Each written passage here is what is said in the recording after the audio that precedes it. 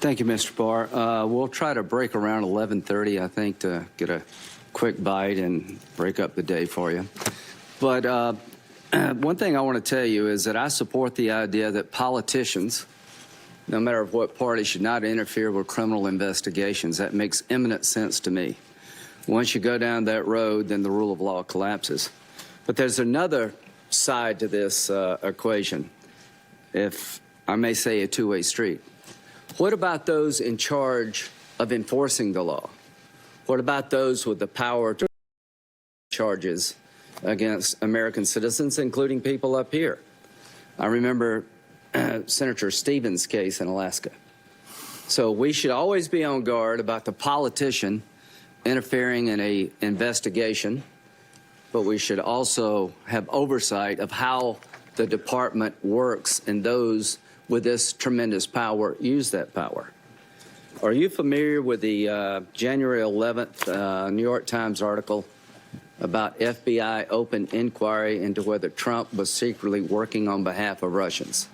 Yes, Mr. Chairman. Would you promise me and this committee to look into this and tell us whether or not, in the appropriate way, a counterintelligence investigation was opened up by somebody at the FBI/Department of Justice against President Trump?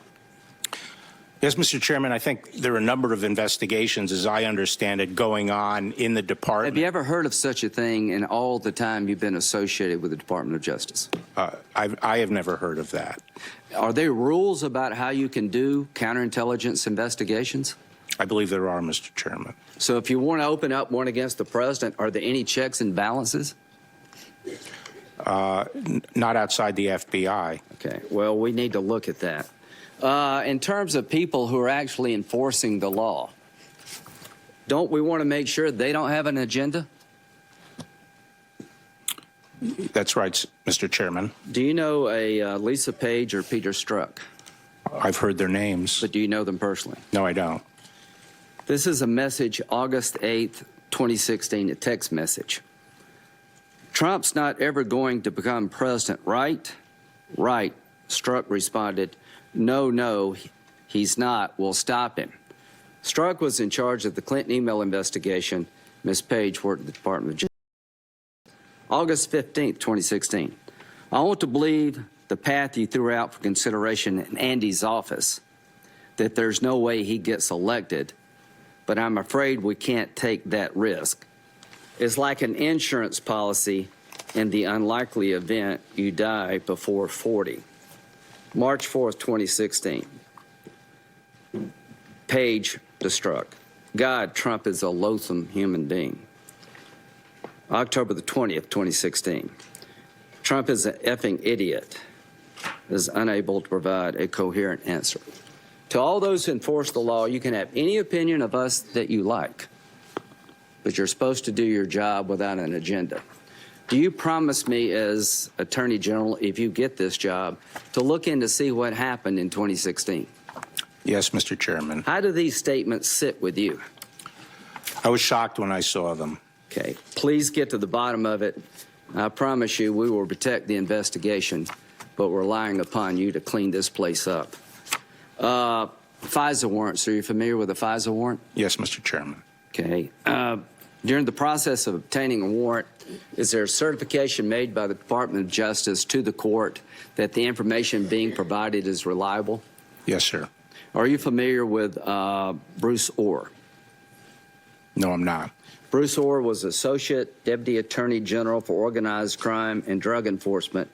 His wife worked at Fusion GPS. Are you familiar with Fusion GPS? Yes, I've read about that. Fusion GPS, Mr. Barr, was hired by the Democratic National Committee and the Clinton campaign to do opposition research against candidate Trump and maybe other candidates. But we now know that they hired Fusion GPS, Michael Steele, who is a former British agent, to do opposition research and produce this dossier. Were you aware that Mr. Ohr's wife worked for that organization? I've read that. Does that bother you if he had anything to do with the case? Yes. Are you aware that on numerous occasions he met with Mr. Steele while his wife work with Fusion GPS. I've read that. Okay. The warrant certification against Carter Page on 4 different occasions certifies that the dossier, which was the main source of the warrant, was reliable. Would you look in to see whether or not that was an accurate statement and hold people accountable if it was not? Yes, Mr. Chairman. Mueller. You say you've known Mueller a long time. Would you say you have a close relationship with Mr. Mueller? I would say we were good friends.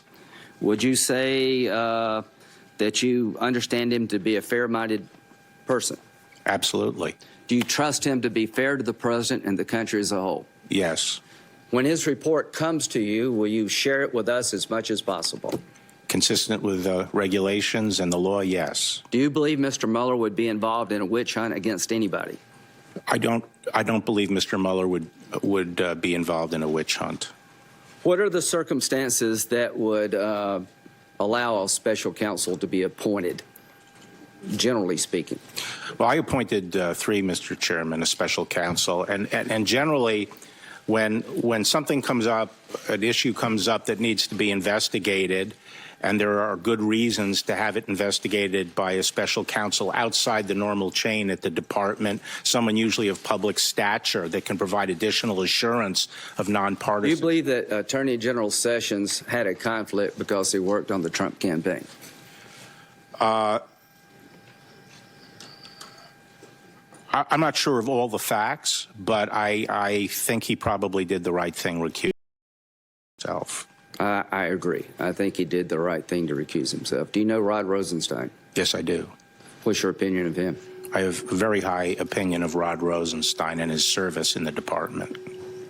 Okay. Why did you write the memo? I wrote the memo because starting, I think, in June of 2017, there were many news reports, and I had no facts, and none of us really outside the department have facts. But I read a lot of news reports suggesting that there were a number of potential obstruction theories that were being contemplated, or at least explored.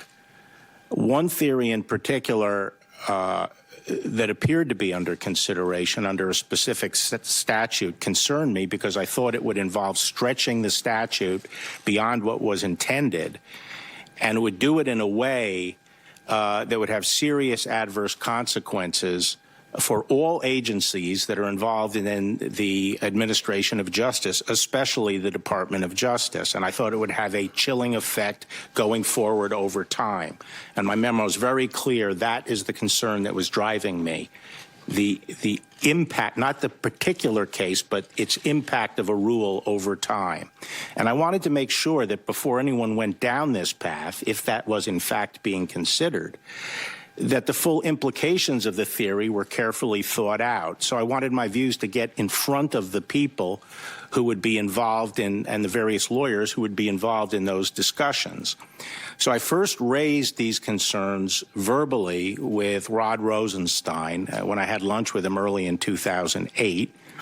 And he did not respond and was Sphinx-like in his reaction, but I expounded on my concerns.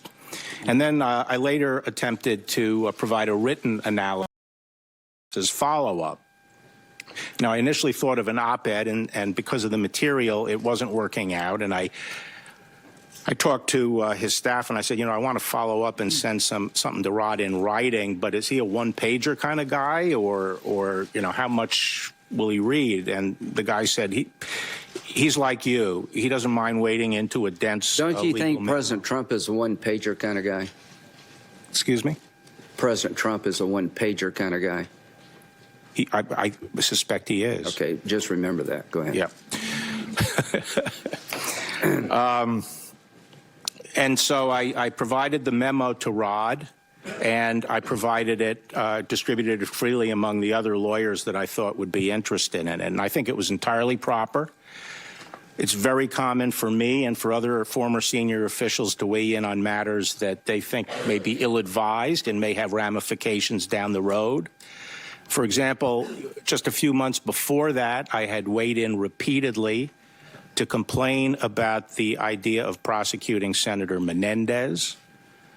I think I made 3 calls. I think it was 2 to Sessions, to AG Sessions.